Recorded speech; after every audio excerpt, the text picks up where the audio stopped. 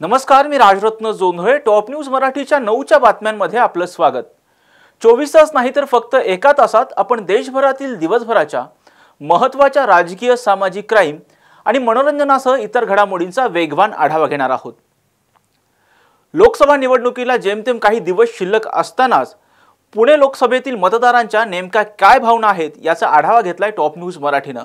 यासह पाहूयात दिवसभरातील महत्त्वाच्या घडामोडी.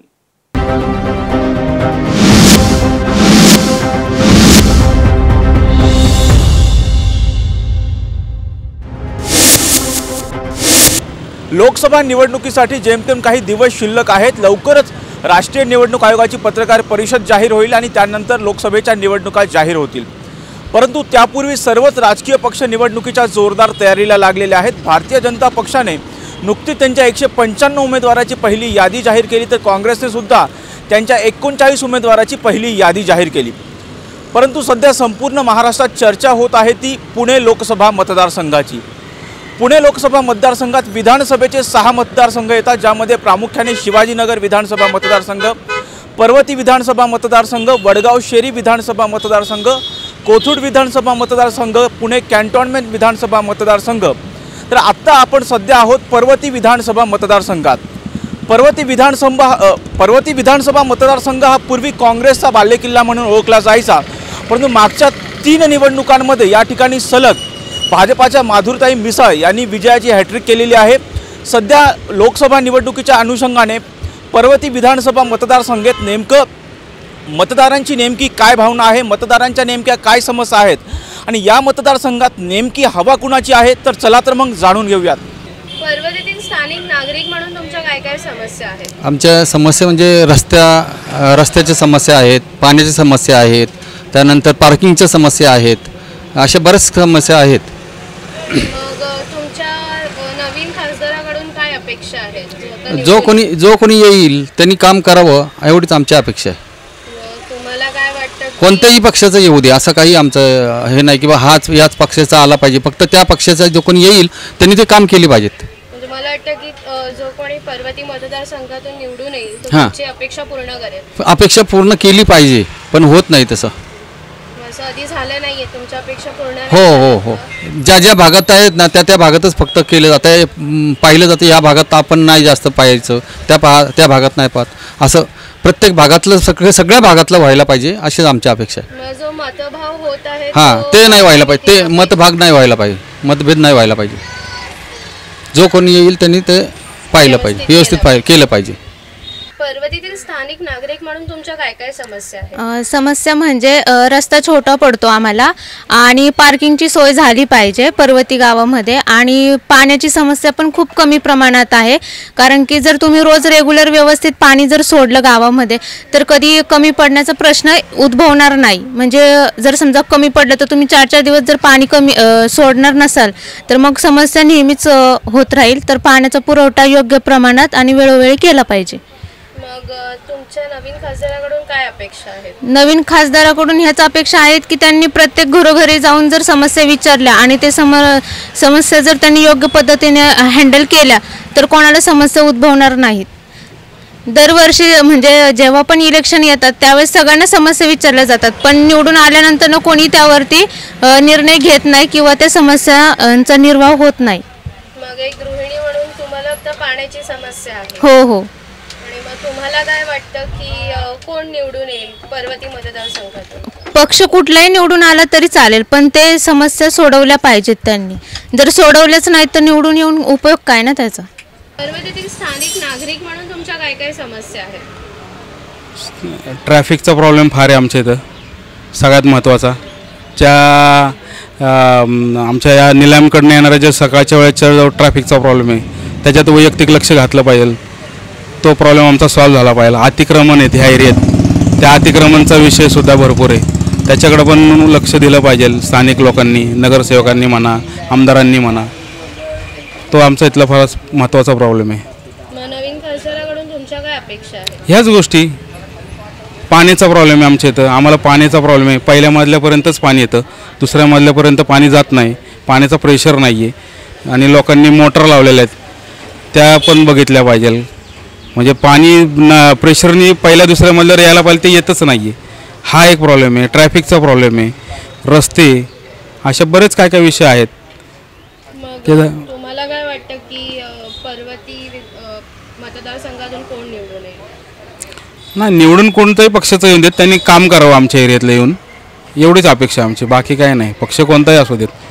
आत्ता स्थानिक आमदार भाजपचे आहेत, त्यांनी सुद्धा येऊन बघावं काय काय प्रॉब्लेम आहेत, त्यांनी करावं इथलं काम. मग तुम्हाला वाटतं की भाजपचे खासदार येतील आणि ते तुमचे अपेक्षा पूर्ण करतील? यावेत त्यांनी, आमच्या अपेक्षा त्यांनी यावं, बघावं आणि काम करावं, एवढीच अपेक्षा आमची, बाकी काय अपेक्षा नाही. कारण प्रॉब्लेम कुठेही जा, कुठल्याही वॉर्डात जा आहेच, पण मग त्यांनी वैयक्तिक येऊन थोडं येऊन लक्ष घातलं तर ते होणार येत नाही विषय. त्यांनी येऊन घालावं लक्ष, बघावं. अतिक्रमणचा विषय भरपूर आहे, अतिक्रमणचा पण विषय झाला पाहिजे. लोकांना त्रास होतो आहे, रात्री 12-12 वाजेपर्यंत हॉटेल्स चालू असतात. 12च्या पुढं लोकांना, नागरिकांना त्रास होतोच ना त्याचा. 12च्या आत बंद झालं पाहिजे ना सगळं. 12च्या पुढंपर्यंत पण चालू असतात, हॉटेल्स असतात, पानपट्ट्या असतात, शाळेच्या जवळ गुटखे विकले जातात, ते आहे समस्या. ह्या अशा छोट्या छोट्यात पण महत्त्वाच्या आहेत, जे विद्यार्थी घडवणाऱ्या या गोष्टी आहेत त्या झाल्या पाहिजे ना, त्याच्याकडे पण लक्ष दिलं पाहिजे ना स्थानिक लोकांनी. तिथील स्थानिक नागरिक म्हणून तुमच्या काय काय समस्या आहेत? इथे एक तर पहिलं पाण्याचा खूप मोठा प्रॉब्लेम आहे आणि झाडं जी वाढलेली असतात ही कटिंग करायला लवकर कोणी येत नाही. आणि त्यांचं म्हणणं असं असतं की पहिलं तुम्ही येऊन इथं अर्ज करा. आता हे कसं आहे की काय काय गोष्टी अशा असतात की ते झाडं पडल्यानंतर मग त्याच्याकडे बघितलं जाणार का, हा एक मोठा प्रश्न आहे. मग तुमच्या नवीन खासदाराकडून तुम्हाला काय अपेक्षा आहेत? नाही, जे दिसतंय, जे सगळे सांगतात येत ना, त्यावरती सगळ्यांनी त्यांनी विचार करून पुढचं कार्य करावं. मग तुम्हाला काय वाटतं की पर्वती मतदारसंघातून कोण निवडून येऊ शकतो? आतापर्यंत हा मतदारसंघ हा भाजपचाच आहे, त्यामुळे भाजपच येऊ शकतं असं वाटतं मला तरी. मग भाजप आला तर तो खासदार तुमची सगळ्या अपेक्षा पूर्ण करेल असं तुम्हाला वाटतं का? आतापर्यंत तर कसं झालेलं नाही आहे, पण त्यांनी करावं असं वाटतं. पर्वतीतील स्थानिक नागरिक म्हणून तुम्हाला काय काय समस्या आहेत, एक गृहिणी म्हणून? मेन म्हणजे पहिलं तर पाण्याचा प्रॉब्लेम आहे. पाण्याला प्रेशर नाही आहे, त्यामुळं वरती पाणी काही चढत नाही. माझं तेवढंच म्हणणं आहे, बाकी काय नाही. मग जो नवीन खासदार निवडून येईल तो तुमच्या अपेक्षा काय आहेत त्याच्याकडून? आमचे प्रॉब्लेम सॉल्व करावे, कचऱ्या गाडी म्हणजे कचऱ्याला घंटा गाडी यावी आणि पाणी भरपूर असावं असं तर आम्हाला वाटतं. मग कोण निवडून येईल असं तुम्हाला वाटतं पर्वती मतदारसंघातून? काय सगळं आता हा म्हणजे भाजपचाच वॉर्ड आहे, त्यामुळे ते भाजपच येणार. मग भाजप आलं तर ते तुमच्या अपेक्षा पूर्ण करतील असं तुम्हाला वाटतं? आम्ही इच्छा तर आम्ही व्यक्त करतोय, शेवटी त्यांचा प्रश्न आहे.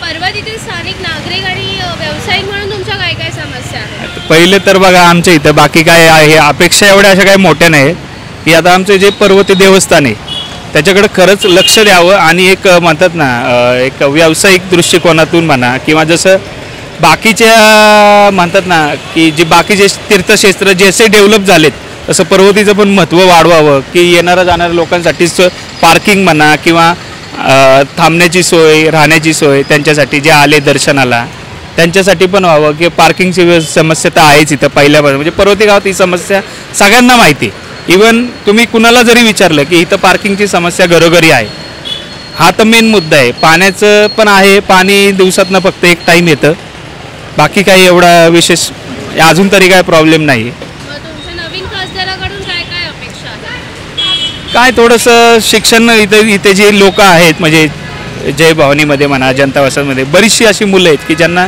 शिक्षण घेता येत नाही, की पैशाच्या अभावी किंवा म्हणा ही सामाजिक परिस्थिती नाही त्यांची, तर त्यांच्याकडं नक्की लक्ष द्यावं, त्यांना काही ना जास्तीत जास्त मदत करावी, की बाबा आणि एक सर्वे करावं की खरंच ज्यांना गरज आहे त्यांना शाळेत पाठवावं, प्रोत्साहन द्यावं की बाबा शिक्षण भेटावं त्यांना. कारण काय होतं माहिती का, वस्तीमध्ये शिक्षण जिथं नाही आहे ना तिथं गुन्हेगारी ऑटोमॅटिक वाढतं. हे माझं पर्सनल मत आहे, आपण कुणाचं मत नाही, माझं मत सांगतोय. जिथं शिक्षण येईल तिथं ऑटोमॅटिक आहे की शिक्षणाकडे वळल्या माणूस प्रगतीच्या मार्गावर जातो. बस एवढंच करावं.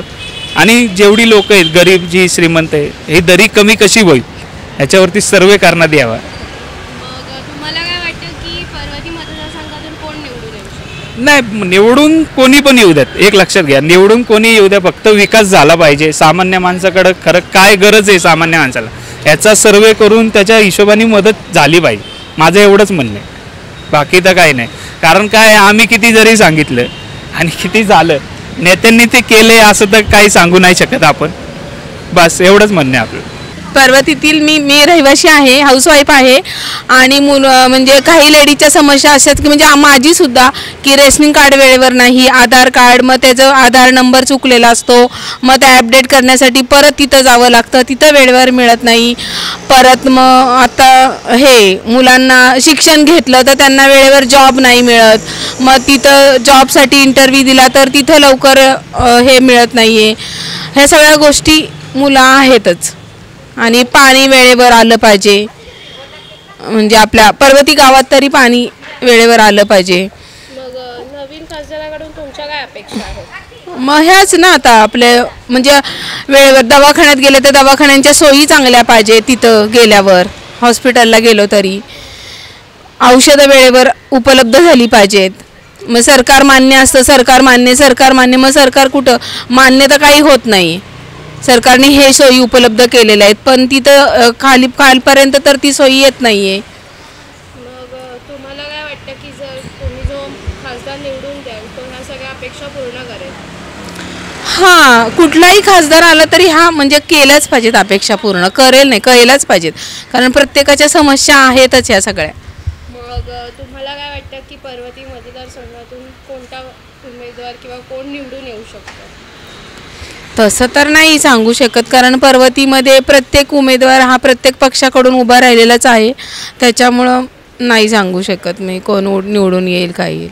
मग कोणीही येऊ दे पण तुमचं काम करून द्यावं. कोणीही आलं तरी चालेल, आमचं काम फक्त करून द्यावं बस. व्हायला पाहिजेत. आता मुलांना कसं होतं, शाळेत गेल्या हा फॉर्म भरलेला आहे, मग तो फॉर्म भरला की मग ह्याची सही आणा, मग तिथून तुम्ही तिथं परत पुढे जाणार, मग तिथं वेळेवर देत नाहीत त्यांच्या सायन्स, मग पुढचे प्रॉब्लेम सुरू होतात. ह्या सगळ्या गोष्टी झाल्या पाहिजेत.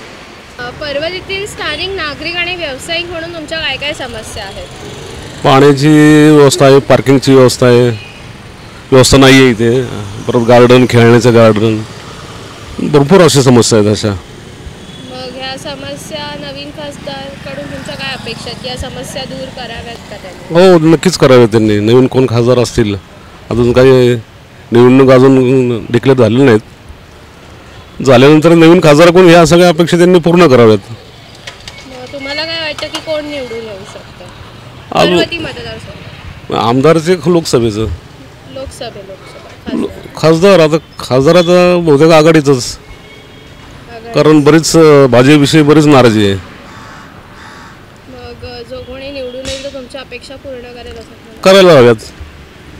पर्वतीतील स्थानिक नागरिक म्हणून आणि एक व्यावसायिक म्हणून तुमच्या काय काय समस्या आहेत? ते समस्या म्हणजे सगळीकडे खोदकाम चालू आहे पुणे शहरात, तरी त्या लवकरात लवकर व्हावे पूर्ण. हे एवढंच आमचं म्हणणं आहे त्याच्यामध्ये. आणि इथं प्रॉब्लेम ट्रॅफिकचा जाम आहे, कुठे बी जा तुम्ही, ट्रॅफिकमुळे सगळे रिक्षा धंदा सगळा कोलमडला आहे. त्याच्यामुळे कुणी रिक्षात बसायला तयार नाही, त्यामुळं की पैसे वाढतात त्याच्यामुळे कुणी बसत नाही, असं उतरून जातात अक्षरशः. त्यासाठी लवकरात लवकर रोडचे कामं वगैरे व्हावी अशा आमचे खासदारांकडे अपेक्षा आहे. आणि कुठलाही लोकसभेचा खासदार निवडून आला तरी त्यांनी कामं महत्त्वाची केली पाहिजेत, पक्षाचं महत्त्व नाही आहे, कामाचं महत्त्व आहे, एवढीच. स्थानिक नागरिक आणि व्यावसायिक म्हणून तुमच्या काय काय समस्या आहेत? बऱ्याच आहेत. जसं मी ऑटो रिक्षा चालवतो आहे, ऑल ओव्हर पुण्यामध्ये खड्डे एवढे आहेत की विचारता सोय नाही. मग नवीन खासदाराकडून तुमच्या काय अपेक्षा आहेत? पर्वती आहे ते व्यवस्थित करावं. मला वाटतं की जो कोणी ते बघू आता निवडणुकीच्या आधी करतात का नंतर करतात, तो पण बघण्याचा एक प्रश्न आहे. मग पर्वती मतदारसंघातून कोण निवडून येऊ शकतं असं तुम्हाला वाटतं? मला तरी परत वाटतं माधुरीताई मिसाळ तेच परत येते. त्यांच्याकडून तुम्हाला काय अपेक्षा आहे? हेच की व्यवस्थित झालं पाहिजे सगळं. खड्डे, पाणी प्रश्न आहे ते सगळे दूर करावे असं तुम्हाला वाटतं? तिथे स्थानिक नागरिक आणि एक गृहिणी म्हणून तुमच्या काय काय समस्या आहेत? समस्या काय, आपला पर्वती पायरा जे आहे, आपला पर्वती पायरा इथे जे ट्रॅफिक होतं, सकाळी संध्याकाळी खूप ट्रॅफिक होते, बाहेर जायला खूप त्रास होतो आम्हाला. तिच्याबद्दल कोणी पण असू द्या, आपलं ते जागा आपल्याला व्यवस्थित करायला पाहिजे. रस्ता आपला कुणी तर असायला पाहिजे, नीट करायला पाहिजे. सकाळी संध्याकाळी खूप त्रास होते, ट्रॅफिक खूप जाम असते इथे. तेवढंच जो कोणी खासदार येईल तर तुमच्या अपेक्षा पूर्ण करेल असं तुम्हाला वाटतं? वाटते नक्की कुणी जिथून येईल तर नक्की करेल. आपलं अपेक्षा तर हाय करेल म्हणून. तुम्हाला काय वाटतं की कोण निवडून येऊ शकतं? कुणी पण असू द्या, चांगली कुणी असू. मतदारसंघातून कोण येऊ शकतं? सचिन अण्णा असते, आपलं गदादीप पाटील काका असते, कुणी पण असू शकते. कुणी पण जिथून आले की तेवढं एक प्रॉब्लेम सॉल्व्ह करा आमच्यासाठी. पर्वतीतील स्थानिक नागरिक म्हणून आणि एक व्यावसायिक म्हणून तुमच्या काय काय समस्या आहेत? समस्या इथंच मॅडम काय नाही एवढं. इथे सगळं चांगलं आहे, कार्यक्रम चांगले, सगळं व्यवस्थित चालतं, पाणी वगैरे सगळं व्यवस्थित आहे. मग नवीन खासदाराकडून तुमच्या काय अपेक्षा आहेत की असंच काम नीट सगळं चालू राहावं? नीट सगळं व्यवस्थित कामं चालू ठेवावं. इथं जरा रोड बीड जरा व्यवस्थित राहायचं, लाईटीचं कार्य चांगलं राहावं, सगळे हे अपेक्षा आहे. कोणी खासदार कोणी कुठल्या पक्षाचं निवडून आले ना, इथं जनता वर्षात जरा सुरक्षा जरा चांगली पाहिजे, व्यवस्थित पाहिजे. कुठली गोष्ट इथे असं कुठलाही असं गुंडागर्दी वगैरे नाही पाहिजे. इथे गुंडागर्दी वाढते असं तुम्हाला वाटतं? हा, तर थोडेफार जर असं असतं काय नाही पाहिजे इथे. तर असले एकदम सोसायटी पाणी व्यवस्थित पाहिजे सगळं. मग ही तुमची अपेक्षा आहे हां खासदाराकडून जो निवडून येईल? हां, पर्वतीत निवडून आले, कोणी BJP असू कोणी असू, जरा चांगलं इथं व्यवस्थित पाहिजे, लाईटी बिटी सगळं ओके पाहिजे, एवढी अपेक्षा आम्हाला बस. मग तुम्हाला काय वाटतं की पर्वती मतदारसंघातून कोण निवडून येऊ शकतं? पर्वती संघातून कसं आहे, असे कामं चांगले केले. माधुरीताई हे त्यांना बी चांगलं कामं केलेले आहे हे सगळे. बाकी इथे नगरसेवक वगैरे आहे ते राष्ट्रवादीचे आहे, पण चांगलं कामं करतात, ते बी चांगलं आहे. नाही इथे प्रियाताई गदादे आहे म्हणून ते बी चांगलं कामं करतात. इथं सगळे जनता वर्षात जे भवन नगर चांगलं कामं करतात. कोण निवडून यावं असं तुम्हाला वाटतं? असं भाजपचा कोणीतरी यावं असं वाटतं. जरा कोणते आले चांगलं कामं करणारं माणसं, व्यवस्थित चांगलं माणसं पाहिजे, जसे आपलं योगी मोदीजीवाने असं माणसं पाहिजे. पर्वतीचे स्थानिक नागरिक म्हणून तुमच्या काय काय समस्या आहेत? अहो, आमच्या समस्या अशा आहेत की हा गजानन महाराज चौकातला सिग्नल जो आहे हा अधूनमधून 15 दिवसांनी 20 दिवसांनी चालू ठेवतात आणि पार ह्याचं ट्रॅफिक पर्वती गावापासून जे होतं आणि एक 3-3 मिनटाचा सिग्नल पर्वती गावातून गजानन महाराज मंदिरापर्यंत येईपर्यंत 15 मिनिट लागतात. त्यातून दत्तनगर, आंबेगाव हे सर्व पब्लिक या रोडने जातं लक्ष्मीनगरच्या. मी लक्ष्मीनगरचा एक रहिवासी आहे, माझा इथं जन्म झालेला आहे 1964 साली. आता पहिला आमच्या इथं वन वे पण नव्हता, त्याच्यासाठी वन वे केला. दत्तवाडी पोलीस स्टेशनच्या बाजूने जायचं आणि ह्या रस्त्याने यायचं. त्या एवढा प्रॉब्लेम आहे की सिग्नल चालू असेल का पार पर्वती गावातून ट्रॅफिक जाम होतं आणि सगळं जे वरचं पब्लिक जे आहे ते तेवढं याच रस्त्याने येतं आणि जातं. मग नवीन खासदाराकडून तुमच्या काय अपेक्षा आहेत? नवीन काय आहे तर रोज सिग्नल चालू ठेवावा आणि ह्या रोडचा जो सिग्नल आहे याचा टायमिंग जास्त ठेवावा. मग तुम्हाला काय वाटतं की पर्वती मतदारसंघातून कोण निवडून येऊ शकतं? पर्वती मतदारसंघातून खासदार आता पर्वती मतदारसंघातून तर आता कसं आहे, आता अजून तर नगरसेवक लोकांची तर 2.5-3 वर्ष झाली इलेक्शन पण नाही आहे. सर्व प्रशासकाच्या हातात गेले, आयुक्तांच्या. 3 वर्ष झाले नगरसेवकांची इलेक्शन नाही होत म्हणताव. ह्या वॉर्डाला नगरसेवकच नाही आहे, तर काय आता बोलणार आम्ही तरी. आता इथून पुढं कोण येईल आणि कोण नाही हे तर पहिलं केलं पाहिजे होतं ना. ह्याच्या आधी शरद पवारांच्या राज्यामध्ये 5 वर्षाच्या ठिकाणी 7 वर्ष झाले होते. त्यावेळेस आमचे भारत पवार नगरसेवक होते, गजानन महाराज मंदिराचे संस्थापक हे नगरसेवक होते. त्यांना 2 वर्ष त्यावेळेस वाढून मिळाले होते. 7 वर्षांनी इलेक्शन झाली, पण ह्यावेळेस त्यांनी असं केलं की तो कायदा काय रद्द केला. 5 वर्षानंतर त्यांनी नगरसेवक ठेवलेला नाही आहे. आजता काही नगरसेवकाची इलेक्शन झालीच नाही. पण आता म्हणजे कोणता पक्ष येऊ शकतो निवडून असं तुम्हाला वाटतंय? आता काय पर्वतीमध्ये आता कसं झालंय की आता बघा तुम्ही, राष्ट्रवादीची पार्टी शरद पवार साहेबांना सोडून तिकडं जाते. ती पार्टी शिवसेनेची पार्टी ईडीच्या भीतीने BJPत जाते. म्हणजे नक्की हे काय होणार आणि काय नाही हे मी तरी सांगू शकतो का? नाही सांगू शकत. कोणी निवडून येऊ दे पण तुमची कामं होऊ दे असं तुमचं मत. हो बरोबर आहे. याच्या आधी आमच्या इथं अनिल जाधव नगरसेवक होते. त्यांनी आमच्या बऱ्याच सोयी लावल्यात. पाणी 24 तास आम्हाला मिळतं आहे. ड्रेनेज लाईन 2 घराची एका घरात होती, ती ड्रेनेज लाईन पण त्यांनी प्रत्येक चाळीला सेपरेट करून दिली. म्हणजे कोणी येऊ दे आणि तुमचं काम होऊ दे असं. हो अशी आणि कामं होत गेली तर काही प्रॉब्लेम नाही आहे. नाही तर एकच काम 10 वेळा आमच्या बोळीतून चालतं आहे. त्या बघा आत्ताच आमचं पाठीमागचं ड्रेनेज काढून ठेवलं होतं का तर म्हणे तुंबतं. मग एवढी मोठी पाईपलाईन टाकून तुंबत असेल तर काय त्याचा फायदा आहे. आणि जवळजवळ 8 ते 10 वेळा ही समस्या आलेली आहे आमच्या बोळीमध्येच. मी राहतो चाळ नंबर 86 खोली नंबर 708. माझं नाव हनुमंत एकनाथ जामदार. पर्वतीतील स्थानिक नागरिक आणि एक गृहिणी म्हणून तुमच्या काय काय समस्या आहेत? पाण्याची सुविधा नाही आहे. इलेक्शन आले की रस्त्यांची कामं चालू करतात. एरवी काहीही दिसत नाही. मग नवीन खासदाराकडून तुमची काय अपेक्षा आहे? की सांगितलेलं काम झालं पाहिजे हे एवढी अपेक्षा आहे. हो कुठलीही आपली एखादी तक्रार त्यांच्याकडे नेली तरी ते आपल्याला सॉल्व करता आली पाहिजे त्यांना. मग तुम्हाला काय वाटतं की पर्वती मतदारसंघातून कोण निवडून येऊ शकतो? भाजपच. हो म्हणजे तुम्हाला असं बोलायचं की आजपर्यंत जी तुमची कामं केलेत ती भाजपनेच केली. हो हो आणि यापुढेही भाजप यावं असं निश्चित आणि येणारच. मग ते तुमच्या अपेक्षा पूर्ण करतील असं तुम्हाला वाटतं? हो हो भाजप. हो हो. लोकसभा निवडणुकीच्या पार्श्वभूमीवर शहरांसह जिल्ह्यातील देशी विदेशी दारू, बियर आणि वाईन विक्रीचे नवीन परवाने, परवाना दुरुस्ती, हस्तांतरण आणि नूतनीकरणची प्रक्रिया आचारसंहिता संपेपर्यंत बंद ठेवण्यात आली आहे. तसंच प्रत्यक्ष मतदानाच्या 48 तास अगोदरपासून ते मतदान प्रक्रिया संपेपर्यंत आणि तसंच मतमोजणीच्या दिवशीही कोरडा दिवस म्हणजेच ड्राय डे म्हणून घोषित करण्यात आला.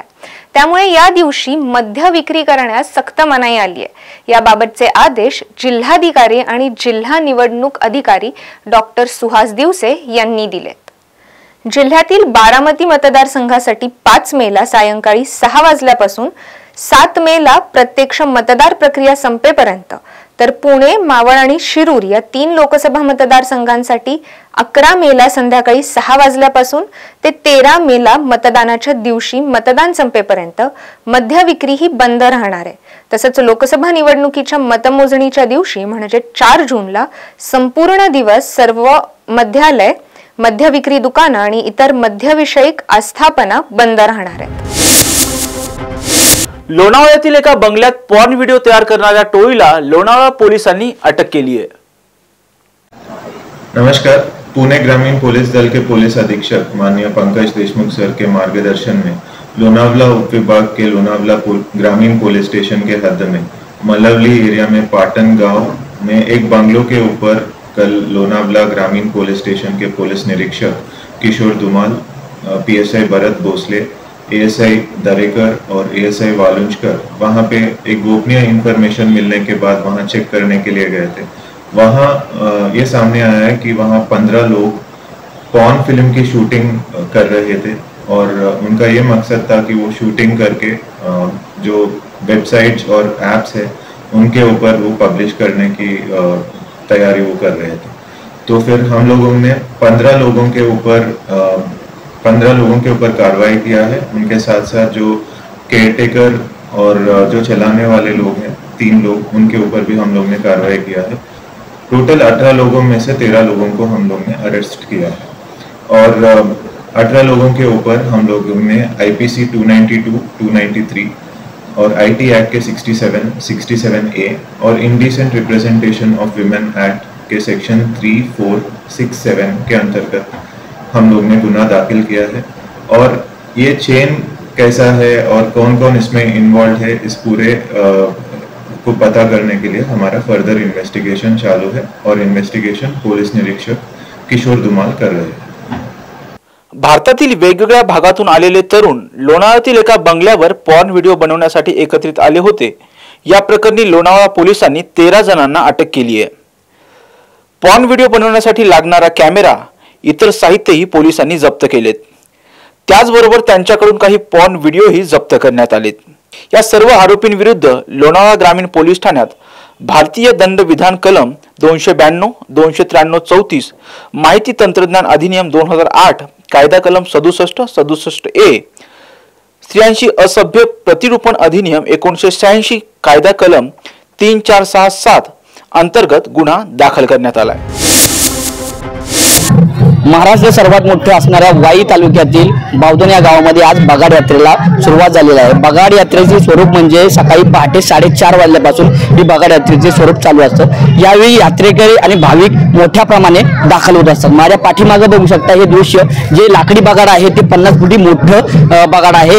या बगाडीला बावधन गावातले सगळे ग्रामस्थ एकत्र येऊन हे बगाड बनवत असतात। त्यानंतर ही बगाड यात्रा सकाळी पहाटेपासून कार्यक्रम सुरू होतो आणि संध्याकाळी सायंकाळी 5:30 ते 6 दरम्यान हे बगाड यात्रे गावाच्या ठिकाणी भैरवनाथाच्या मंदिराच्या जवळ जाऊन थांबतो।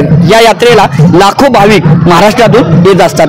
माझ्या पाठीमागं हे दृश्य पाहताय तुम्ही। टॉप न्यूज मराठीच्या माध्यमातून हे प्रेक्षकांना दाखवण्याचा प्रयत्न करतोय। आज वाई तालुक्यातील बावधन येथे आज बगाड यात्रेची सुरुवात झालेली आहे। आपण एक ग्रामस्थ आहे त्यांची मी बातचीत करणार आहोत। बाबा, काय सांगाल की बगाडचं काय महत्व आहे? हे बगाडाचं महत्व, भैरवनाथ यात्रा ही 350 वर्षापासून चालू झालेली आहे आणि त्याला कुठेही खंड पडून दिलेला नाही गावकऱ्यांनी। कोरोना काळात सकाळ यात्रा संपूर्ण महाराष्ट्रात 1 नंबरने भरावली होती बावधन मध्ये, आणि ती यात्रा आमची पारंपरिक चांगल्या पद्धतीने पार पडती। भैरवनाथाला आमच्या कवल लावतात, होळी दिवशी होळीला आमच्या इथे बकरे पडतं। बकरे पडल्यानंतर कवल लागतो संध्याकाळी। 5 दिवस बगाड्या आंघोळीला नदीला कृष्णेला येतो। 5 दिवस पाणी घालायचं देवाला भैरवनाथाला, आणि 5 दिवसानंतर हे बगाड होळी झाल्यानंतर 5व्या रंगपंचमीला हे गावातून तयार करून सोनीश्वरी येतं। हे कार्यक्रम किती म्हणजे सकाळी किती वाजल्यापासून सुरू होतो? हा कार्यक्रम बघा सकाळी 5 वाजल्यापासून चालू होतो। आणि बाबा, हा 50 फुटी जो बगाड आहे, जो बगाड आपण पाहतो लाकडीचा बगाड आहे, हा बनवण्यासाठी तुम्ही ग्रामस्थ मंडळी असतील, बावधनकर असतील, काय नक्की कसा प्रकार करतात? ते कसा प्रकार म्हणजे बावधनकर मंडळी आमच्याकडं माहे पौर्णिमा, नवेची पौर्णिमा अशी असती। त्या नव्याच्या पौर्णिमेला कळकत उडून आणायची। कळकत उडून आणल्यानंतर ती वाकडी तिकडे असेल ती दबवायची। दबवल्यानंतर 1 महिनाभर वाळून द्यायची। वाळल्यानंतर मग ती आता कालच्याला आपल्या ह्याच्या दिवशी, आपल्या पंचमी दिवशी ती सगळे खणू काढून सगळं तयार करून ती शिरे गुंपाय घ्यायचं आणि चराट आणि गुंपून हे बगाड आता किती वाजेपर्यंत तुमच्या गावात येणार? हे म्हणजे कसं आहे, आता काय अडचण नसेल तर लवकर जाणार, काय जर अडचण आली तर जरा वेळ लागणार, एवढं होणार। गावकऱ्यांच्या बैलगाड्या किती असतात? बैल किती? 12 बैल लागतात गाड्याला। हा, 12 बैलाचा गाडा आहे हा। 12 बैल पाहिजे। अशा पद्धतीची बैल जवळजवळ 12 ते 1000 ते 1500 बैल असतील, आणि ते पंढरपूर, कर्नाटक, सोलापूर ह्या लांब 2-3 लाखाची बैल आम्ही यात्रा साजरी करतो। बाबा, काय सांगाल की तुम्ही आज बगाड यात्रेला आलाय, कसं वाटते तुम्हाला ही बगाड यात्रा बघून? हे 350 वर्षापूर्वीचा बगाड यात्रा अजून काय वाटतं तुम्हाला? काय बगाड यात्रेला कशासाठी आलाय? आज बघायसाठी आलाय? काय झालं? मी ते गावचं काय वाटते तुम्हाला? ठीक आहे, पहिल्यापासून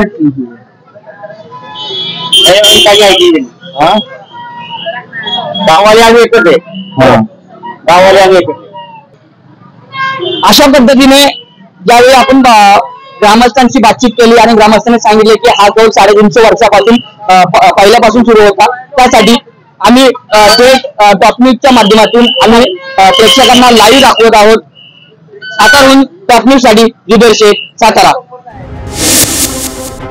मनसेला जय महाराष्ट्र केल्यानंतर वसंत मोरे यांनी विविध पक्षातील नेत्यांच्या गाठीभेटीचा धडाका लावलाय। वसंत मोरे यांनी कायमच भाजपाला विरोध केला। त्यामुळे महायुतीतील पक्षाबरोबर न जाता महाविकास आघाडीतील पक्षाबरोबर जाण्याची इच्छा त्यांनी व्यक्त केली। त्याच अनुषंगाने त्यांनी अनेकदा भेटही घेतली आहे। तर काही नेतेही स्वतः वसंत मोरे यांच्या भेटीला गेले, पण वसंत मोरे यांच्या भेटीमागे नेमकं कारण काय, या भेटीत नेमकी कशावर चर्चा होते, पाहूयात या बाबतीचा टॉप न्यूज मराठीची ही इनसाइड स्टोरी। मनसेचे शहर अध्यक्ष साईनाथ बाबर आणि पक्षातील इतर पदाधिकाऱ्यांसोबतच्या सततच्या संघर्षामुळे वसंत मोरे यांनी मनसेला सोडचिठ्ठी दिली। त्यानंतर काँग्रेसचे ज्येष्ठ नेते मोहन जोशी, राष्ट्रवादी अजित पवार गटाच्या रुपाली पाटील ठोंबरे यांनी त्यांची भेट घेत पक्षप्रवेशाचा प्रस्ताव ठेवला। मात्र याबाबतचा कुठलाही निर्णय वसंत मोरे यांनी जाहीर केला नाही। पुढे त्यांनी एक वेगळी दिशा, माझ्या पुण्याच्या हिताची अशा आशयाची पोस्ट केली। त्यानंतर पुन्हा वसंत मोरे हे नव्या पक्षात जाण्याच्या चर्चा सुरू झाल्या। मोरेंनी शरद पवार, सुप्रिया सुळे, जयंत पाटील यांचीही राष्ट्रवादी काँग्रेस भवन येथे जाऊन भेट घेतली। त्यानंतर जयंत पाटलांनी आपल्याकडे काही गोष्टी लिखित स्वरूपात मागितल्या आणि त्या मी त्यांना दिल्या असं वसंत मोरे यांनी सांगितलं। मात्र वसंत मोरे यांनी जयंत पाटलांना लिखित स्वरूपात नेमकं काय दिलं, त्यांच्यात काय झाली चर्चा हे अद्यापही स्पष्ट झालेलं नाही। मग मोरेंनी आत्ताचे महाविकास आघाडीचे अधिकृत उमेदवार आणि त्यावेळचे इच्छुक आमदार रवींद्र धंगेकर यांची भेट घेतली। ही भेट मी केवळ धंगेकरांचं मार्गदर्शन घेण्यासाठी घेतली असल्याचं वसंत मोरे यांनी प्रसार माध्यमांना सांगितलं। काँग्रेस किंवा राष्ट्रवादी काँग्रेस बरोबर अनेक वेळा गाठीभेटी झाल्यामुळे या दोनपैकी एका पक्षात वसंत मोरे प्रवेश करतील आणि त्यांना पुणे लोकसभेची उमेदवारी दिली जाईल अशी चर्चा सुरू असताना महाविकास आघाडीचे अधिकृत उमेदवार म्हणून रवींद्र धंगेकरांचं नाव समोर आलं। त्यानंतरही वसंत मोरे यांनी निवडणूक एकतर्फी कशी होते तेच बघतो अशा आशयाची पोस्ट केली। ही पोस्ट म्हणजे मुरलीधर मोहोळ यांना ओपन चॅलेंज होतं। त्याचबरोबर मी ठरवलेल्या विकासाच्या वाटेवर कोणाला चालायचं नाहीये असं वक्तव्य करत महाविकास आघाडीतील पक्षप्रवेशाच्या चर्चा फिसकटल्याचं वसंत मोरे यांनी बोलून दाखवलं। यानंतर वसंत मोरे यांच्या पक्षप्रवेशाच्या चर्चा ओसरल्या आणि मोरे हे अपक्ष लोकसभा निवडणूक लढवणार अशा चर्चा सुरू झाल्या। मी लोकसभा निवडणूक लढवणारच आणि खासदार होणारच असे अनेकदा वसंत मोरे म्हणालेत। वेळ पडल्यास अपक्षही उभा राहणार असल्याची तयारीही वसंत मोरे यांनी बोलून दाखवली। त्यामुळे वसंत मोरे हे अपक्ष उभे राहणार हे कुठेतरी निश्चित होते असं वाटत असतानाच वसंत मोरेंनी वंचित बहुजन आघाडीचे अध्यक्ष प्रकाश आंबेडकर यांची भेट घेतली आहे। वसंत मोरे यांनी मुंबई येथे प्रकाश आंबेडकर यांची भेट घेतली। या भेटीनंतर वसंत मोरे वंचितकडून पुणे लोकसभेची निवडणूक लढवणार का या चर्चांना उधाण आलंय। या भेटीनंतर प्रकाश आंबेडकर म्हणालेत की राज्यात लवकरच नव्या राजकारणाची सुरुवात होणार आहे। वसंत मोरे यांच्या उमेदवारीबद्दल आणि या नव्या राजकारणाबद्दल 31 मार्च पर्यंत सविस्तर माहिती जाहीर केली जाईल। तर वसंत मोरे म्हणाले की आंबेडकरांबरोबर सकारात्मक चर्चा झाली आहे। अंतिम निर्णय आंबेडकर हे 31 तारखेपर्यंत जाहीर करतील। यावरून तरी वसंत मोरे हे वंचितच्या वाटेवर जाणार असल्याच्या शक्यता दिसून येत आहेत। मात्र या आधीच्या अनेक नेत्यांच्या भेटीगाठीतून काहीच साध्य झालं नाही का, तर वसंत मोरे यांच्या कामाची पद्धत आणि त्यांच्या मनात असलेला विकास, हा विकास करण्यासाठी नेमकं काय करायला हवं अशा सर्व चर्चा वसंत मोरे हे नेत्यांच्या भेटीमध्ये करतात।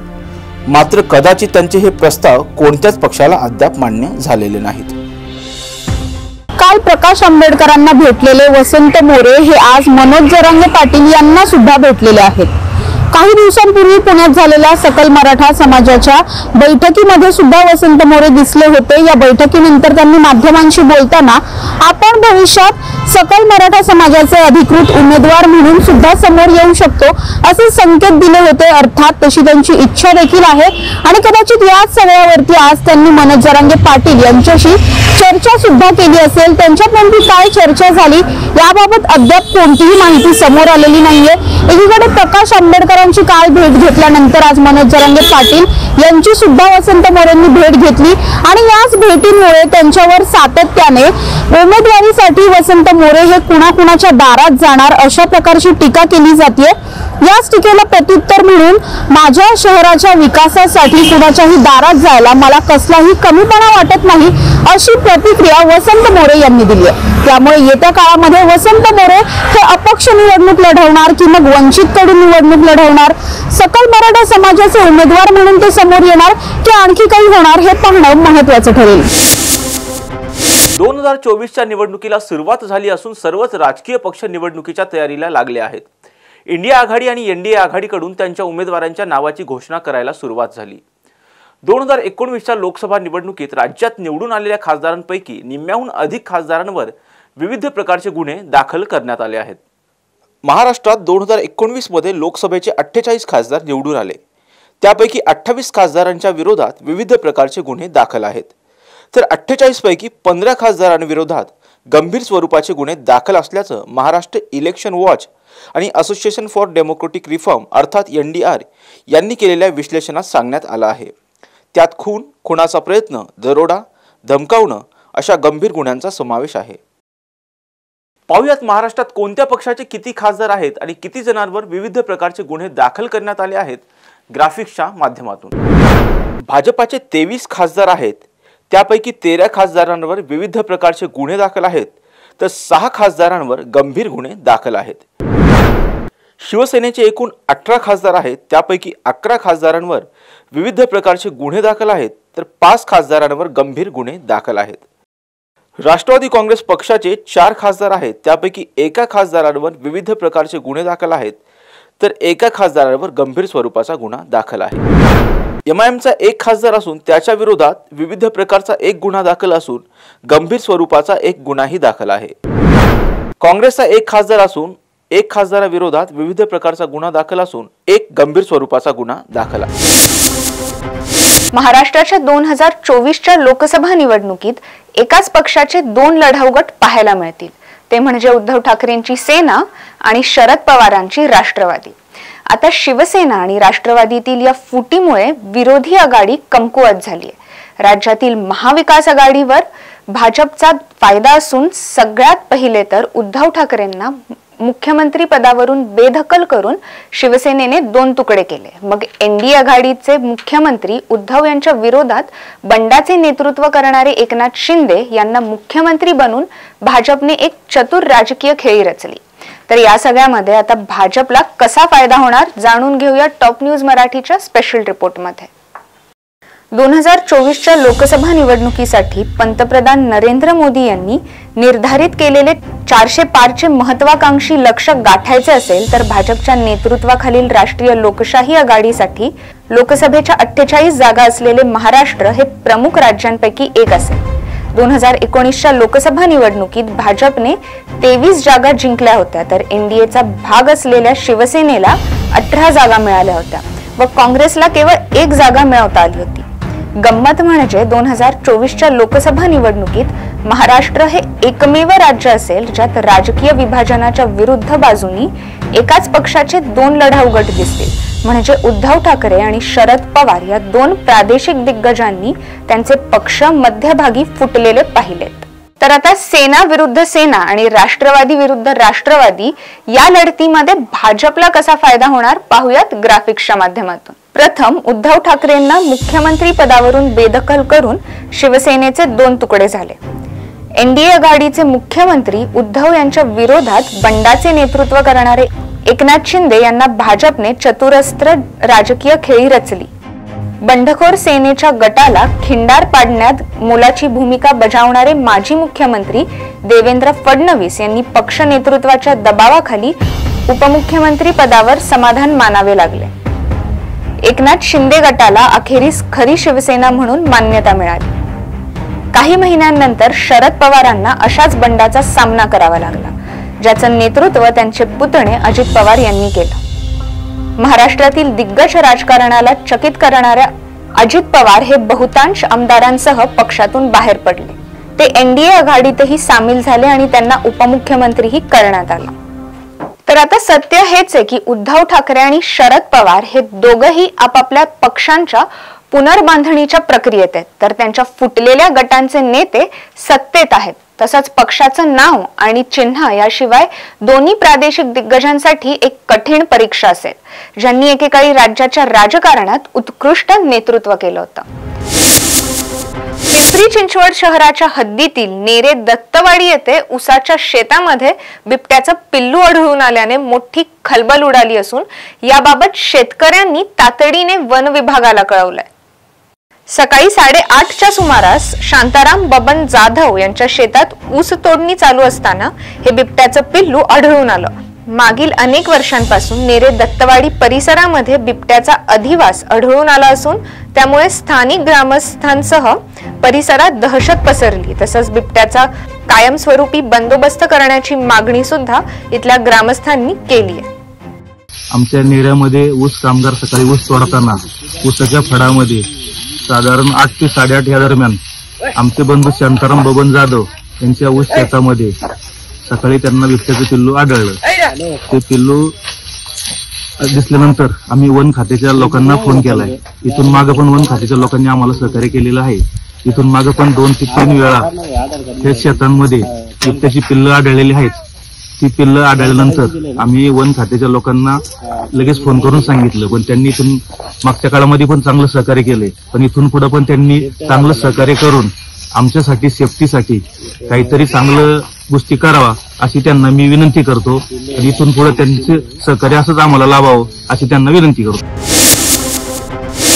अरुणाचल प्रदेशमध्ये विधानसभा निवडणुका सुरू होण्यापूर्वीच भारतीय जनता पक्षाचे 8 उमेदवार हे विजयी झाले असून विरोधी पक्षांच्या उमेदवारांनी अर्ज मागे घेतल्याने आणि त्यांचे अर्ज फेटाळल्यानंतर राज्याचे मुख्यमंत्री पेमा खांडू यांच्यासह 8 उमेदवार बिनविरोधी विजयी झालेत। तसंच पेमा खांडू सलग 5व्यांदा मुख्यमंत्री बनण्याच्या दिशेने वाटचाल करत असून यापूर्वी 2011 मध्ये त्यांनी मुक्तो जागेवरून पोटनिवडणूक बिनविरोधी जिंकली होती, जेव्हा त्यांचे वडील आणि माजी मुख्यमंत्री दोरजी खांडू यांचं हेलिकॉप्टर अपघातात निधन झालं होतं। अरुणाचल प्रदेशमध्ये विधानसभा आणि लोकसभा निवडणुका एकाच वेळी होणार असून 60 सदस्यीय विधानसभा आणि 2 लोकसभा मतदारसंघांसाठी 19 एप्रिल रोजी मतदान होणार आहे। अरुणाचल प्रदेशातील लोकसभेच्या 2 जागांसाठी 15 उमेदवार आपले नशीब आजमावणार आहेत। अरुणाचल प्रदेशमध्ये लोकसभा आणि विधानसभेच्या निवडणुका 19 एप्रिलला एकाच वेळी होणार असून त्यासाठी उमेदवारी अर्ज भरण्याची प्रक्रिया 27 मार्चला संपली आहे। अरुणाचल प्रदेश विधानसभा निवडणुकीची मतमोजणी 2 जूनला होणार आहे, तर लोकसभा निवडणुकीचे निकाल हे 4 जूनला जाहीर होणार आहेत। याआधी केंद्रीय मंत्री किरेन रिजिजू म्हटले होते की देशाचा मूड दाखवण्यात अरुणाचल प्रदेश आघाडीवर असून पंतप्रधान नरेंद्र मोदी यांच्या आशीर्वादाने राज्यात प्रचंड विकास झाला असून जनतेचा मोठा पाठिंबा आणि आशीर्वाद मिळालाय। तर कोण आहेत भाजपमधले विजयी झालेले उमेदवार पाहूयात ग्राफिक्सच्या माध्यमातून। अरुणाचल प्रदेशचे मुख्यमंत्री मुक्तो विधानसभा मतदारसंघातून पेमा खांडू, 0 जागेवरून एर हेज अप्पा, रोईंग जागेवरून मच्छू मिठी, सागली जागेवरून एर रतू तेची, इटानगर जागेवरून तेची कासो, ताली जागेवरून जिक्के ताको, ताली ही जागेवरून न्यातो दुकोम बिनविरोधी विजयी झाले। या जागेवरून काँग्रेसच्या उमेदवाराने अर्ज मागे घेतल्याने हायुलियांग विधानसभा मतदारसंघातून भाजपचे उमेदवार दसांगलू पुल देखील विजयी झाले। दसांगलू पुल अंजव जिल्ह्यातील आयन लेडी म्हणून ओळखला जातो। अशाच ताज्या आणि नवीन माहितीसाठी लोकसभा निवडणुकीचं रणशिंग फुंकल्यापासून महाराष्ट्रातल्या जवळपास सर्वच लढतींचा आढावा आपण घेतलाय। मात्र आज आपण देशातल्या टॉप 10 हाय व्होल्टेज लढतीविषयी बोलणार आहोत। लोकसभा निवडणुकीमध्ये असे 10 मतदारसंघ आहेत ज्यातील लढती या प्रतिष्ठेच्या असणार आहेत। याच 10 लोकसभा मतदारसंघाचा आढावा घेऊया टॉप न्यूज मराठीच्या स्पेशल रिपोर्टमधून। यातली सर्वात पहिली आणि सर्वात मोठी लढत आहे वाराणसीची। उत्तर प्रदेश राज्यातील वाराणसी लोकसभा मतदारसंघातून स्वतः पंतप्रधान नरेंद्र मोदी हे लोकसभेच्या रिंगणात असणार आहेत, तर त्यांच्या विरोधात काँग्रेसचे उत्तर प्रदेशचे प्रदेशाध्यक्ष अजय रॉय हे असणार आहेत। मागच्या दोन्ही निवडणुकीमध्ये मोदी हे मोठ्या मताधिक्याने निवडून आले होते, त्यामुळे यंदाही पंतप्रधान मोदी हे विक्रमी मताधिक्याने निवडून येणार का आणि विजयाची हॅट्रिक करणार का याकडे संपूर्ण देशाचं लक्ष लागलंय। वाराणसी पाठोपाठ ज्या दुसऱ्या लढतीकडे देशाच्या नजरा लागलेल्या आहेत ती लढत आहे केरळमधील वायनाडची। पंतप्रधान पदाचे दावेदार मानले जाणारे काँग्रेसचे नेते राहुल गांधी हे या ठिकाणाहून निवडणूक लढवणार आहेत, तर त्यांच्या विरोधात कम्युनिस्ट पार्टी ऑफ इंडियाच्या एनी राजा या निवडणुकीच्या रिंगणात असणार आहेत। राहुल गांधी हे या ठिकाणावरून दुसऱ्यांदा निवडणूक लढणार असल्यामुळे या लढतीकडे सगळ्यांचंच लक्ष लागलेलं आहे। तर दुसरीकडे राहुल गांधी यांनी उत्तर प्रदेशमधील अमेठीमधूनही निवडणूक लढवली होती, मात्र या ठिकाणी केंद्रीय मंत्री स्मृती इराणी यांनी त्यांचा पराभव केला होता। त्यामुळे या 10 हाय व्होल्टेज लढतीपैकी तिसरी लढत ही अर्थात अमेठी लोकसभा मतदारसंघाची असणार आहे. अमेठी हा काँग्रेसचा पारंपरिक मतदारसंघ मानला जातो. राजीव गांधी, संजय गांधी यांनी हा गड राखला होता. त्यानंतर 2004 पासून तीनही लोकसभांमध्ये राहुल गांधींनी या जागेवर विजय मिळवला. मात्र 2019च्या निवडणुकीमध्ये स्मृती इराणी यांनी त्यांना पराभूत केलं. त्यामुळे यंदा स्मृती इराणी येथूनच निवडणूक लढवणार आहेत. मात्र अद्याप राहुल गांधी हे या ठिकाणाहून निवडणूक लढवणार का हे अद्याप स्पष्ट झालेलं नाही. टॉप 10 हाय व्होल्टेज लढतीपैकी चौथी लढत असणार आहे गुजरातमधील गांधीनगर लोकसभा मतदारसंघाची. कारण या जागेवर स्वतः गृहमंत्री अमित शहा हे निवडणुकीच्या रिंगणात असणार आहेत. त्यांच्या विरोधात काँग्रेसच्या सोनल पटेल या निवडणुकीला उभ्या आहेत. मागच्या निवडणुकीत अमित शहा हे मोठ्या मताधिक्याने निवडून आल्यामुळे यंदाही तसंच चित्र पाहायला मिळणार का याकडे संपूर्ण देशाचं लक्ष लागलंय. यामध्ये महाराष्ट्रातीलही एक लढत लक्षवेधी ठरणार आहे, जी अर्थात बारामती मतदारसंघाची. राष्ट्रवादी काँग्रेस शरद पवार गटाच्या नेत्या सुप्रिया सुळे यांनी 3 वेळा बारामतीत विजय मिळवलाय. तर यंदाही त्याच अधिकृत उमेदवार आहेत. मात्र राष्ट्रवादी काँग्रेसमधून शरद पवार गट वेगळा झाल्यामुळे या ठिकाणी उपमुख्यमंत्री अजित पवार यांच्या पत्नी सुनेत्रा पवार यांना लोकसभेच्या रिंगणात उतरवण्याची तयारी सुरू केली आहे. बारामती हा शरद पवारांचा बालेकिल्ला असल्यामुळे याच किल्ल्याला सुरुंग लावण्यासाठी भाजपच्या केंद्रीय मंत्र्यांनी बारामतीमध्ये लक्ष घातलंय. त्यातच पहिल्यांदाच बारामतीत पवार विरुद्ध पवार अशी लढत असल्यामुळे इथं बाजी कोण मारणार हे पाहणं औत्सुक्याचं ठरणार आहे. या पाठोपाठ नवी दिल्ली लोकसभा मतदारसंघातून भाजपाच्या दिवंगत नेत्या सुषमा स्वराज यांच्या कन्या बांसुरी स्वराज या निवडणूक लढवणार आहेत. तर त्यांच्या विरोधात आम आदमी पक्षाचे सोमनाथ भारती हे उमेदवार असणार आहेत. दरम्यान हा मतदारसंघ भाजपचा पारंपरिक मतदारसंघ आहे. कारण याच मतदारसंघातून माजी पंतप्रधान अटल बिहारी वाजपेयी आणि भाजपाचे ज्येष्ठ नेते लालकृष्ण अडवाणी, जगनमोहन मनोत्रा आणि सध्याच्या केंद्रीय मंत्री मीनाक्षी लेखी यांनीही विजय प्राप्त केलाय. पुढची महत्वाची लढत आहे ती केरळमधील तिरुअनंतपुरम येथील. कारण या ठिकाणी काँग्रेसचे ज्येष्ठ नेते शशी थरूर हे निवडणूक लढवणार आहेत. तर त्यांच्या विरोधात केंद्रीय मंत्री राजीव चंद्रशेखर हे निवडणुकीच्या रिंगणात असतील. अनेक वर्षापासून काँग्रेसची सत्ता असलेला हा मतदारसंघ असल्यामुळे या ठिकाणी विजय मिळवणं हे काँग्रेससाठी महत्त्वाचं असणार आहे. कारण कम्युनिस्ट पार्टी ऑफ इंडियाचे पन्न्यान रवींद्रन हे सुद्धा उमेदवार आहेत. त्यामुळे तिरंगी लढतीत कोण बाजी मारणार हे येत्या काळात समजेलच.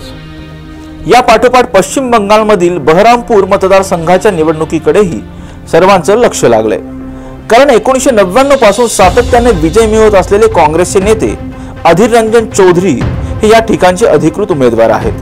तर त्यांच्या विरोधात राजकारणातील नवा चेहरा आणि क्रिकेटचे मैदान गाजवणारे प्रसिद्ध क्रिकेटपटू युसुफ पठाण हे तृणमूल काँग्रेसकडून निवडणुकीच्या रिंगणात आहेत.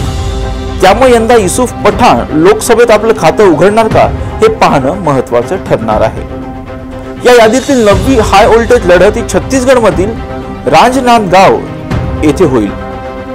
काँग्रेसचे माजी मुख्यमंत्री भूपेश बघेल हे या ठिकाणची निवडणूक लढवणार आहेत. तर त्यांच्या विरोधात भाजपाचे नेते संतोष पांडे हे असणार आहेत. गेल्या 3ही निवडणुकांमध्ये भाजपच्या उमेदवारांनी विजय मिळवला असल्यामुळे या लढतीत पुन्हा एकदा भाजप जिंकणार का याकडे सर्वांचे लक्ष लागलंय. 10वी लक्षवेधी लढत असेल ही रायबरेली लोकसभा मतदारसंघाची. काँग्रेसच्या माजी अध्यक्षा सोनिया गांधी यांनी या ठिकाणी विजय मिळवला आहे. मात्र काही महिन्यांपूर्वी सोनिया गांधी या राज्यसभेवर गेल्यामुळे या जागेवरती काँग्रेसचा नवा उमेदवार पाहायला मिळणार आहे.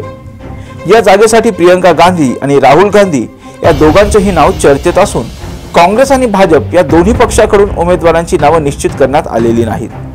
मात्र हा लोकसभा मतदारसंघ काँग्रेसचा बालेकिल्ला असल्यामुळे या ठिकाणी नेमकं कोण निवडणुकीच्या रिंगणात उतरणार हे पाहणं औत्सुक्याचं असेल. देशातल्या या 10 जागा इंडिया आघाडी आणि एनडीए युती यांच्यासाठी प्रचंड प्रतिष्ठेच्या आहेत. अनेक पक्षातील दिग्गज लोकसभेच्या रिंगणात आपलं अस्तित्व सिद्ध करण्यासाठी उतरलेले आहेत.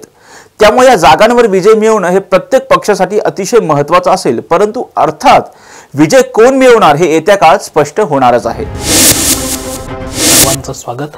लोकसभा निवडणुकीचा रणसंग्राम सुरू झालेला आहे. महाराष्ट्रामध्ये 19 एप्रिल ते 1 जून या 5 टप्प्यामध्ये लोकसभेच्या निवडणुका ज्या आहेत त्या होऊ घातलेल्या आहेत. विदर्भातील पहिल्या टप्प्यासाठी नामनिर्देशन भरण्याची प्रक्रिया जी आहे ती पूर्ण झालेली आहे आणि आता 19 एप्रिलला पहिल्या टप्प्यातलं मतदान जे आहे ते होत आहे. सर्वच पक्ष तयारी करताना पाहायला मिळत आहेत. मात्र उमेदवारांची घोषणा केली जाते. दुसऱ्या बाजूला या सगळ्या उमेदवारांची घोषणा झाल्यानंतर महाविकास आघाडी असेल किंवा महायुती असेल तर यांना बंडांना जे आहे त्या अंतर्गत बंडाळीला सामोरं जावं लागतं. यावरचाच आजचा आपला चर्चेतला मुद्दा आहे की उमेदवारांची घोषणा तर झाली, मात्र बंड थंड करण्याचं आव्हान महाविकास आघाडी आणि महायुती कसं पेलणार. मात्र या चर्चेला सुरुवात करण्या अगोदर या लाईव्ह मधली आणि महाराष्ट्राच्या राजकारणामधली एक मोठी बातमी समोर आल्याचं आपल्याला पाहायला मिळतंय.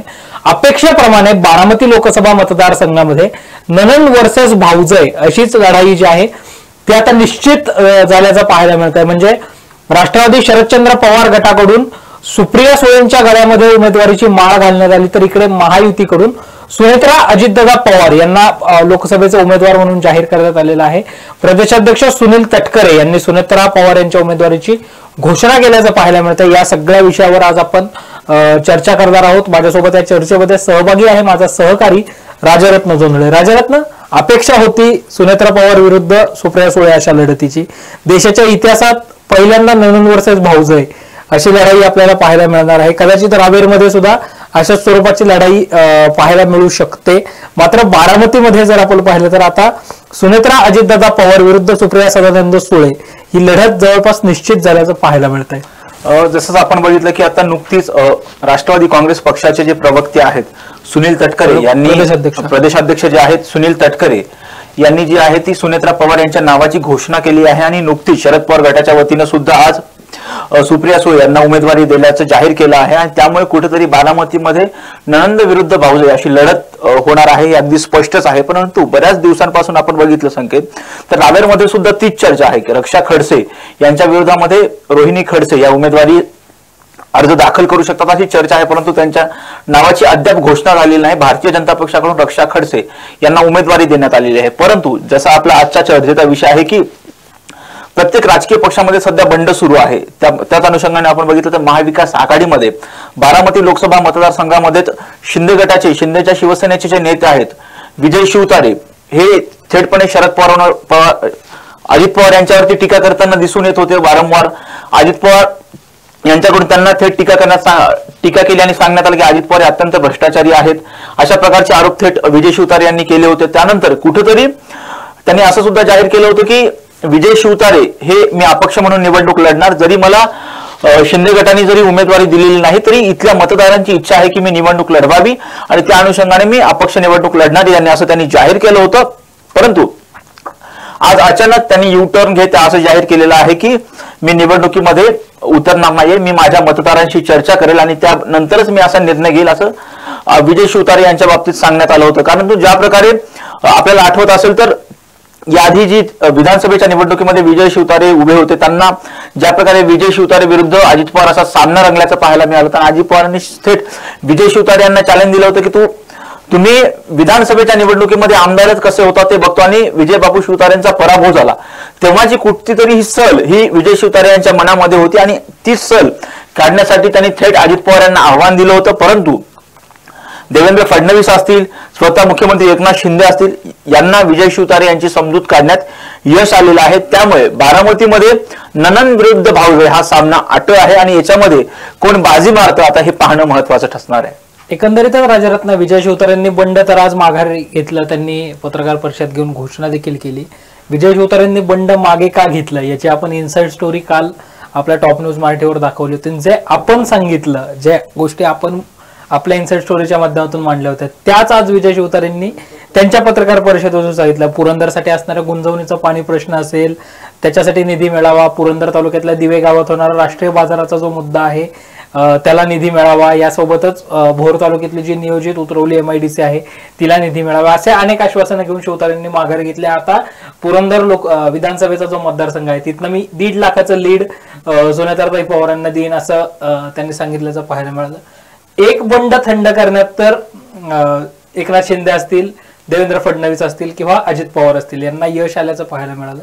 मात्र महायुतीमध्ये अजून 2 मतदारसंघ असे आहेत की एक अमरावतीचा मतदारसंघ आहे आणि एक रामटेकचा मतदारसंघ आहे.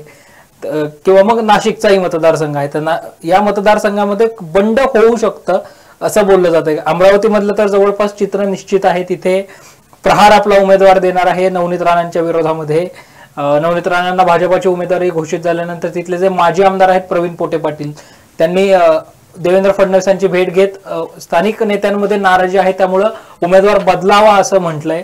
रामटेकमध्येही काही तशी स्थिती आहे. नाशिकमध्ये जर आपण पाहिलं तर हेमंत गोडसे शिवसेनेचे विद्यमान खासदार आहेत, मात्र छगन भुजबळ जे आहेत अन्न नागरी पुरवठा आणि ग्राहक संरक्षण मंत्री, तर त्यांच्या नावाचा विचार तिथं केला जाऊ शकतो. म्हणजेच नाशिकची जागा राष्ट्रवादीला सुटू शकते असं बोललं जाते. त्यामुळं अंतर्गत बंड किंवा अंतर्गत विरोधासाठी हे मतदारसंघ जे आहेत महायुतीमधले ते आपल्याला आता पाहायला मिळत आहेत. महायुतीमध्ये सर्वाधिक चर्चेत असणारा जो लोकसभेचा मतदारसंघ आहे तो म्हणजे अमरावती आणि त्यानंतर नाशिक. अमरावतीमध्ये बघितलं संकेत तर मागच्या निवडणुकीमध्ये 2019च्या निवडणुकीमध्ये बघितलं तर अपक्ष उमेदवार म्हणून नवनीत राणा यांनी अर्ज भरला. त्यानंतर राष्ट्रवादी काँग्रेस पक्षाच्या पाठिंबावरती त्या खासदार झाल्या. खासदार म्हणून निवडून आल्याच्या नंतर त्यांनी भारतीय जनता पक्षाची जवळीक साधली आणि त्यानंतर ते भारतीय जनता पक्षाच्या सहयोगी खासदार असल्यासारखं त्या वावरू लागल्या. पण तेव्हाच कुठेतरी असं जाहीर झालं होतं, एकंदरीत असे संकेत मिळत होते की लोकसभेच्या 2024च्या लोकसभेच्या निवडणुकीमध्ये नवनीत राणा या भारतीय जनता पक्षाकडून निवडणूक लढवू शकतात आणि थेट तसंच झालं की त्यांना भारतीय जनता पक्षाकडून उमेदवारी जाहीर करण्यात आली. परंतु त्या ठिकाणी जे भाजपाचे स्थानिक आमदार आहेत ते सध्या नाराज आहेत. त्यांनी नुकतीच देवेंद्र फडणवीस यांची भेट घेतलेली आहे आणि त्यांनी नवनीत राणा यांच्या उमेदवारीला विरोध केला. तर दुसऱ्या बाजूला आपण बघितलं तर नवनीत राणा हे आधी ज्या पक्षामध्ये होते युवा स्वाभिमान पक्षामध्ये, तेव्हा त्यांचे पती आमदार रवी राणा असतील किंवा नवनीत राणा असतील यांच्याकडून थेट बच्चू कडू यांच्यावरती टीका करण्यात येत होती. त्यामुळे कुठेतरी बच्चू कडू पण नाराज होते. त्यांनी सुद्धा थेट सांगितलं की वरून ब्रह्मदेव जरी आला तरी मी प्रहारचा उमेदवार जो आहे तो नवनीत राणा यांच्या विरोधातली आम्ही उमेदवारी मागे घेणार नाही. त्यामुळे बच्चू कडू हे तर अगदी स्पष्ट आहे की बच्चू कडू हे नवनीत राणा यांच्या विरोधात उमेदवार देणार.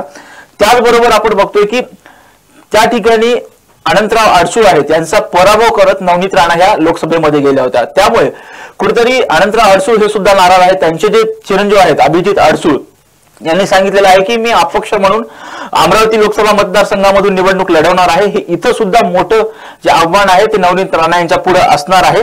त्याचबरोबर त्या ठिकाणाहून वंचित बहुजन आघाडीचा उमेदवार सुद्धा दिला जाऊ शकतो. त्यामुळे अशी जी आहे तिरंगी लढत त्या ठिकाणी होऊ शकते.